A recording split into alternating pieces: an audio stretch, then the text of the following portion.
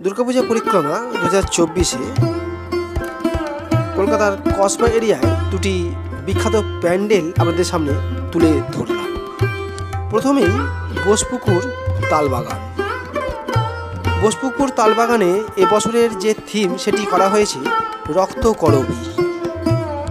প্যান্ডেলের সামনে দাঁড়ালেই যেন ভয় লেগে যাচ্ছে, কারণ এখানে বিভিন্ন রকমের দেখানো হয়েছে বিভিন্নভাবে নির্যাতিত এবং অত্যাচারিত মানুষ কীভাবে কারাগারে বন্দিত অবস্থায় থাকে, তাদের জীবনের মুক্ততাকে হারিয়ে তারা কিভাবে জেলখানায় জীবন কাটায়, এই সমস্ত জীবন কাহিনী নিয়েই কিন্তু রক্ত করবী। প্যান্ডেলের যে কনসেপ্ট এবং লাইটিং কারুকার্য খুবই সুন্দর। এখানে দেখাই যাচ্ছে জেলখানায় বেশ কিছু মানুষ রয়েছে। প্যান্ডেলের ভিতরটা আলো আঁধারি এবং লাল বিভিন্ন রকম লাইটিংয়ের সাহায্যে খুব সুন্দরভাবে ফুটিয়ে তোলা হয়েছে রক্ত করবী। বেশ কিছু মূর্তি, যা দেখে কিন্তু সত্যি এক অনন্য এবং আশ্চর্য লাগে। পাশে করা হয়েছে মাতৃ প্রতিমা, একটু ছোট্ট আকৃতি কিন্তু অসম্ভব সুন্দর মুখমণ্ডল, এবং প্যান্ডেলের কাজটিও হয়েছে অসাধারণ। প্যান্ডেলে প্রবেশের পর থেকে কাজ করবে এক ভয়াবহতা, এবং তার সঙ্গে কিন্তু প্যান্ডেল পরিদর্শনের পরে কখন যে বাইরে বেরিয়ে আসবো তা বোঝাই যাবে। প্যান্ডেল থেকে বেরোনোর পরে অন্তত 1 মিনিট মনে সেই চাপ সৃষ্টি থাকবে যেন এক ভয়াবহতাকে আমরা সঙ্গে নিয়ে এতক্ষণ ছিল।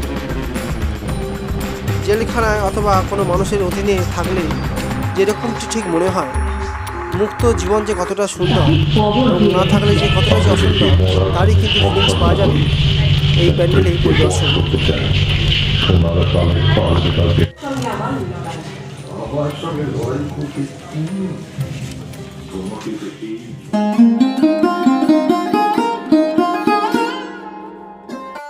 এরপরে আমরা চলে এলাম বোসপুকুর শীতলা মন্দিরে।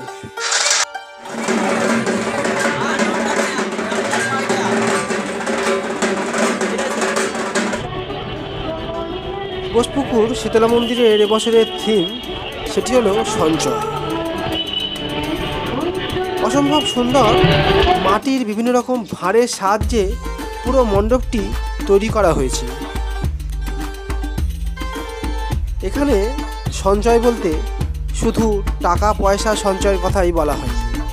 সঞ্চয় বলতে এখানে মানুষের জীবনের বিভিন্ন রকম আসবাবপত্র থেকে শুরু করে স্মৃতি বিজড়িত বিভিন্ন রকম জিনিসের কথা বলা আছে, যার মধ্যে পোশাক পরিচ্ছদ থেকে আরম্ভ করে বিভিন্ন রকম পুরানো জিনিসপত্র, তার মধ্যে যা পড়ে তা সব কিছুকে কিন্তু এখানে সঞ্চয় বলে উল্লেখ করা হয়েছে।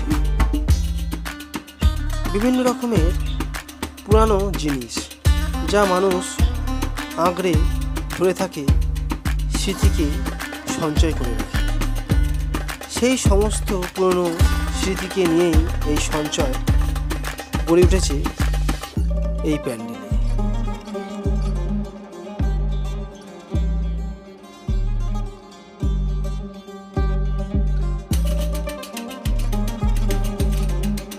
মানুষের চলে যাওয়া বিভিন্ন রকম স্মৃতি মানুষ সঞ্চয় করে রাখে, সেটি কিন্তু খুব সুন্দরভাবে কিন্তু ব্যক্ত করেছেন